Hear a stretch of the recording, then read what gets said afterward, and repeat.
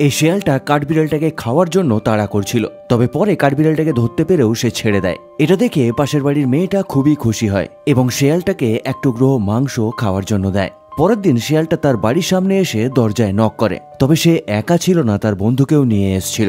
মেয়েটা তাদের দুজনের জন্যই খাবার নিয়ে আসে। 3 নম্বর দিন শিয়ালটা আবার আসে, তবে এই দিন মেয়েটা খাবারের সাথে তাদের খেলার জন্য কয়েকটা বলও নিয়ে আসে। তবে কিছুদিন পর থেকে শিয়ালটার আসা বন্ধ হয়ে যায়। কয়েকদিন পর মেয়েটা দেখে ওই শিয়ালটার বাচ্চা হয়েছে এবং সে বাচ্চাটাকে নিয়ে এসছে।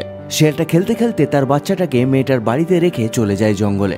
বাধ্য হয়ে মেয়েটাকে শিয়াল বাচ্চাটার যত্ন নিতে শুরু করতে হয়। ধীরে ধীরে শিয়ালের বাচ্চাটা বড় হয় এবং মেয়েটার সঙ্গে তার বন্ড আরো মজবুত হয়ে যায়। দুষ্টু শিয়ালটা মাঝে মধ্যে বাড়ির বাগানে গর্ত খুলে লুকিয়ে থাকতো।